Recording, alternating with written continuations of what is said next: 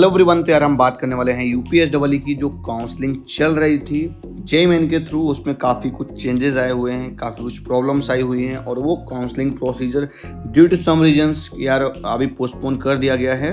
यहाँ पर आपको नोटिस भी मिल गया था 9 अक्टूबर को ही, फिलहाल आज तो 11 अक्टूबर हो चुका है as per the previous schedule. तो प्रीवियस शेड्यूल के अकॉर्डिंग जो आज का डेट है वो सेकेंड राउंड का रजिस्ट्रेशन प्रोसेस स्टार्ट हो जाना चाहिए, जो कि अभी तक स्टार्ट नहीं हुआ है। तो उससे रिलेटेड बात करेंगे और आगे यार जो प्रीवियस राउंड था उसमें जैसे कि न्यूज आर्टिकल्स में आ रहा है कुछ मेरिट लिस्ट में प्रॉब्लम आई हुई है। तो एज सच मैं एक्यूरेटली मतलब 110% तो नहीं बोल सकता हूँ, लेकिन एज सच अगर आपको ऐसा लग रहा है, अगर आपके अलॉटमेंट ऐसी आई है, कुछ प्रॉब्लम है, तो अब हमारे व्हाट्सएप नंबर जो डिस्क्रिप्शन पर दे रखा है आप उस पर मुझे व्हाट्सएप पर स्क्रीनशॉट लेकर शेयर कर सकते हो। आप मुझे ईमेल कर सकते हो कि मेरा कैटेगरी एससी था तो मेरे को एसटी में दे दिया है, या ओबीसी था तो मेरे को जनरल में दे दिया है। इस तरह का अगर आपको कुछ भी लग रहा है, एक बार अगर आपको ऐसा कुछ ओबीसी था जैसे कि मैंने बताया कि जनरल में दे दिया है, कि इट्स मीन कि वो एक केस ऐसा हो जाता है कि वो रिजेक्ट कर देते हैं आपका category certificate on that situation की वो आपको जनरल में डाल दे रहे हैं। या कुछ बच्चों के सिर्फ ये भी था कि ऑल इंडिया कोटे में दे दिया गया है। तो अगर इस तरह से कुछ भी आपको लग रहा है कि मेरे अलॉटमेंट में लेकर कुछ फॉल्ट है, मेरे को इस तरह से नहीं होना चाहिए, तो एक बार मुझे आप शेयर कर दीजिए ताकि उसमें हम चेकआउट कर पाएँ as per the counselling algorithm और रिजर्वेशन पॉलिसी के हिसाब से वो कितना करेक्ट है, कितना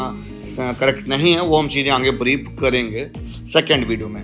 लेकिन इस वीडियो को बनाने का मकसद यार यही है क्योंकि हम आपको बीच में अपडेट नहीं कर पा रहे थे, तो मैंने सोचा एक शॉर्ट वीडियो बना दी जाए जिसमें आपको कुछ चीज़ें अपडेट कर पाएँ। सबसे पहली चीज़ यार कुछ कैंडिडेट्स ऐसे होंगे जो अभी तक फीस वगैरह नहीं पे कर पाए हैं 20,000 की या 12,000 की, जो भी कैटेगरी एससी या एसटी से हैं, तो उनको परेशान होने की बिल्कुल भी ज़रूरत नहीं है। पोर्टल हट चुका है, टैब हट चुका है।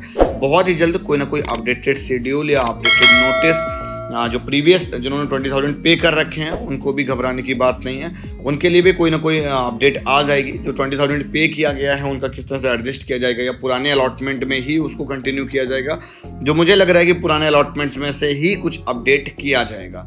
हाँ, लेकिन ये हो सकता है कि जो 20,000 वाला है उसका ऑप्शन विलिंगनेस का कुछ रखा जाएगा कि अगर फॉर एग्जाम्पल अगर उसकी अलॉटमेंट चेंज हो जाती है इन केस, तो जैसे अगर आपको उसको दूसरा मिल रहा है ऑन दैट सिचुएशन को हो सकता है उसने फ्रीज किया हो और वो फ्लोट करना चाहिए उस अलॉटमेंट पे, तो उस पर थोड़ा सा इश्यू फंस सकता है। और ये चीज थोड़ा सा एनआईसी अपने लेवल पर देख ही रहा होगा। आई होप अगर हम इस पे बात करें कि यार शेड्यूल क्या था, वैसे तो हमारा 10th एंड 11th जो हमारा डेट था रजिस्ट्रेशन का, जो कि अभी नहीं हुआ है। और देन अभी फिजिकल रिपोर्टिंग भी बहुत कम स्टूडेंट कर पाए हैं बिकॉज 9 अक्टूबर को ही कोई ना बहुत बड़ी प्रॉब्लम आ गई थी, क्योंकि बहुत सारे स्टूडेंट इवनिंग में 5 to 6 के बीच में ही पोर्टल स्टॉप हो गया था और देन पे करना मुश्किल हो रहा था, फीस नहीं पे हो पाई थी। और 9 अक्टूबर को ही अराउंड 8 और 9 समथिंग ये नोटिस आपको देखने को मिल गया होगा आई थिंक सभी को। तो करंटली अभी अपडेट ये है, कुछ डाउट्स आप सभी के और हैं वो मैंने नोट डाउन करके रखे हैं, उस पर थोड़ा सा डिस्कशन कर लेते हैं। तो पहला डाउट ये है कि यार यूपीएसडब्ल्यू काउंसलिंग जो 2021 है स्टे क्यों है, होल्ड क्यों है एनआईसी को द्वारा।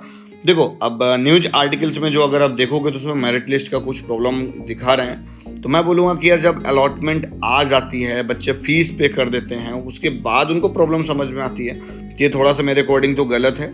ऐसा नहीं होना चाहिए, उनको पहले से चीज़ें एनालाइज करके देनी चाहिए बिकॉज वो ऑलरेडी एक बार रिजल्ट करेक्ट कर चुके थे। तो अगर ये रीज़न है तो बिल्कुल बड़ी मतलब गलत चीज़ है।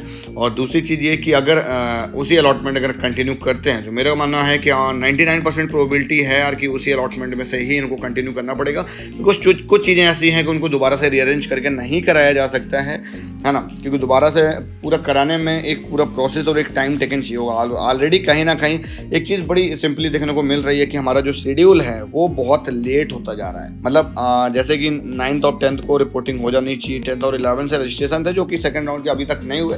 तो मैं उम्मीद करता हूँ यार कि 10 to 15 डेज तो आराम से ये कहीं ना कहीं एक्सटेंड करेंगे। जो राउंड 2 या राउंड 3 की अभी जो पूरा पेंडिंग है, और राउंड 1 की भी कुछ एक्टिविटीज़ हैं जो पेंडिंग है राइट नाउ, जो फिजिकल रिपोर्टिंग जिसको हम कहते हैं वो भी अभी पेंडिंग है। अब राउंड 1 के कितना चांसेस है कि रिपीट करेगा, तो मैं बोलूँगा रिपीट होने का तो कोई चांस नहीं, उसी में से कुछ ना कुछ करेक्शन करके दिया जाएगा। बिकॉज रिजल्ट अलॉटमेंट जो मेरा मानना है कि मे भी हो सकता है पॉसिबिलिटी कि 1-2% कुछ लग रहा है। अगर किसी को तो कुछ एरर है तो मुझे ज़रूर कमेंट करके बताओ, लेकिन मेरे अकॉर्डिंग तो ऑलमोस्ट 100% जब दोबारा रिजल्ट आया है तो काफ़ी कुछ एक्यूरेसी उसमें देखने को मिली थी, बिकॉज कुछ अलॉटमेंट चेंजेस भी थे और जिन स्टूडेंट्स को लेकर प्रॉब्लम आ रही थी उनका काफ़ी कुछ एक्यूरेट डेटा आ रहा था। उसके बाद में जो थर्ड क्वेश्चन हमारा ये 20,000 जो सबमिट किया है, तो उस पर यार रिपोर्टिंग जिन्होंने फ्रीज कर दी थी वो कुछ लोग रिपोर्ट कर गए हैं, कुछ रह गए होंगे, तो बिल्कुल भी परेशान होने की नीड नहीं है। आपको ऑफिशियल अनाउंसमेंट का वेट करना होगा। और मैं बोलूँगा कि यार ये सारी चीज़ें फ़ोन कॉल करके डिस्कस मत करिएगा, इसीलिए मैंने एक प्रॉपर कंप्लीट वीडियो बना दी है।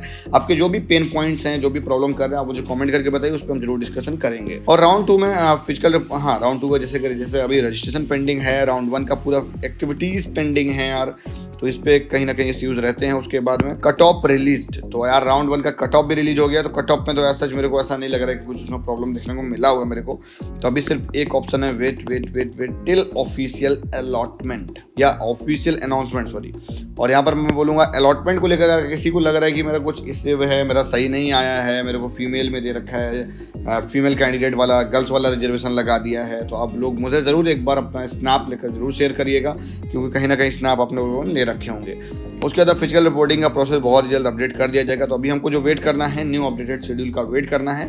तो जितने भी लोगों ने राउंड 1 में पार्टिसिपेट किया था, जिसको अलॉटमेंट आ गई है या नहीं आई है, तो अलॉटमेंट तो ऑलमोस्ट सभी कैंडिडेट को मिल गया था, तो कोई घबराने वाली बात नहीं है। अब हम बात करेंगे राउंड 2 की जो रजिस्ट्रेशन प्रोसेस है। तो अगर अभी तक जिसने भी रजिस्टर नहीं किया था, जो कि जेई के थ्रू अप्लाई कर रहे थे, वो होम स्टेट से हो या अदर स्टेट से हो, मैं बोलूँगा जो ऑल इंडिया कोटे के थ्रू भी आ रहे हैं, तो उनके लिए यही मैं बोलूँगा कि थोड़ा सा वेट करो और सेकेंड राउंड में जरूर इनरोल करिएगा, बिकॉज इस बार की कहीं ना कहीं सीट्स काफ़ी इंक्रीज की हुई हैं, तो कहीं ना कहीं अलॉटमेंट काफ़ी इजली मिलने की प्रोबेबिलिटी बन सकती है सेकेंड राउंड में। बिकॉज राउंड में जिस तरह से प्रोबेबिलिटी बनी है अलॉटमेंट मिलने की, तुम्हें भी हो सकता है कुछ ना कुछ इश्यू आई हो मेरिट लिस्ट में, तो उसको कुछ मैं कह नहीं सकता हूँ। ऐसा अभी कोई ऑफिशियल कमिटमेंट मैं नहीं कर सकता हूँ, बिकॉज सेकंड राउंड की जो मेरिट लिस्ट थी वो काफ़ी कुछ मेरे को सही एक्यूरेट डेटा देखने को मिला, और किसी को ऐसा लग रहा है कुछ फॉल्ट है सर, तो जरूर मेरे को शेयर कर सकता है। मिलता हूँ नेक्स्ट वीडियो में, तब तक के लिए बाय बाय।